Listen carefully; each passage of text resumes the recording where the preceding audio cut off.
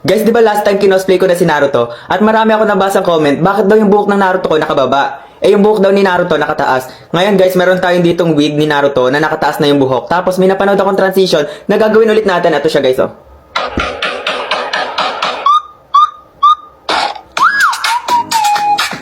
Grabe naman yun! Yan guys, ayun yung gagawin natin transition. At samahan nyo ako mag-cosplay ulit ng Naruto. Ano, tara, gawin na natin. Ano, gawin na natin. Tara, tara.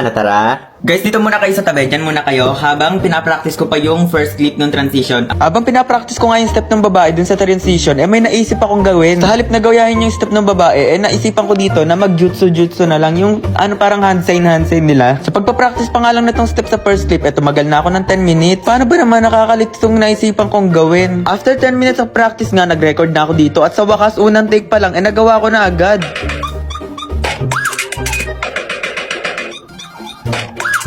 Okay na to. After ko nga ma-record yung first clip, sinimulan ko na mag-makeup dito. Ito kasi yung pinakamatagal na part sa lahat. Naglagay nga lang ulit ako dito ng mga contact lens bago ako mag-start mag-makeup. Ito nga kulay blue na contact lens yung ginamit ko kasi kulay blue yung mata ni Naruto. After ko nga mailagay yung contact lens, naglagay na ako nitong hairnet para hindi naman sagabal yung buhok ko kapag nagme-makeup ako. Bago nga ako mag-foundation, naglagay muna ako dito ng color corrector. After nga nitong color corrector, nag-foundation na ako. Minapadali ko nga lang pala yung pag-makeup dito. Pagod din kasi ako nito at kakauwi ko lang galing school. Gustuhin ko magpahinga, kailangan ko rin talagang gawin to para may maipost ako. After ko nga mag-foundation, naglagay na ako dito ng nose contour. Ilang beses na nga ako nagko-cosplay at medyo nasasanay na nga ako dito sa pag-makeup. Nung una kasi kapag nagko-cosplay ako, kailangan ko pa talaga manood ng mga makeup tutorial para lang talaga makapag-cosplay. Kasi hindi talaga ako marunong mag-makeup sa totoo lang. Pero ngayon, hindi naman ako marunong pero sakto-sakto lang na susundan ko naman. After ko nga dun sa nose contour, ito namang parang eyeshadow yung ginawa ko. Hindi ko nga sure kung eyeshadow ba tawag dyan. Hindi ko pa rin sa ulo yung mga tawag-tawag sa mga ganan. Na-cosplay ko na nga to noon si Naruto kaya naman kaya ko na mag-makeup dito kahit walang pinapanood na tutorial. Nag-eyeliner na nga ako dito at para naman magmukhang anime yung mata ko, diba? Anime!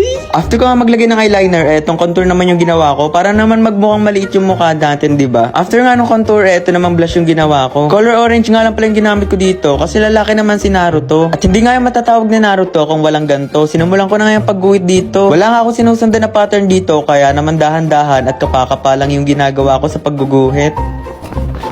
Guys, pantay ba? Hindi. Parang hindi. Hindi nga gagi. Pero okay na yun. Arte nyo ah. Para nga matapos na tong makeup ni Naruto, naglagay na ako dito ng powder tapos tsaka ako siya inisprayan ng setting spray. Nung natuyo na nga yung mukha ko, tsaka ako nasunuot tong wig ni Naruto. Grabe naman niya, parang hindi naman si Naruto yan. Si Naruto ba yan? Parang si Goku? Teka lang kasi, hindi pa kasi tapos. Hintayin mo, excited ka masyado. After ko nga mailagay yung wig, nilagay ko na tong headband ni Naruto. Hindi ko nga sure kung headband ba tawag dito or may iba pang tawag sa kanya. Dati ba yo? Dahil nga tapos na ako sa mukha, eto guys, nagpalit na ako ng damit. Para naman masimulan ko na yung pagre-record yung second clip nung transition. Guys, okay na tong costume ko. Parang nawalan ako ng kilay. Guys, kita naman kilay ko, diba? Guys, okay na tong costume ko. Magre-record na lang ako ng part 2 ng clip ng transition. Ano, tara? Bago nga ako mag-record yung part 2 ng transition, inayos ko muna dito yung pailaw-ilaw. After ko nga ma-set up yung light, eto guys, tinuloy ko na yung part 2 ng transition.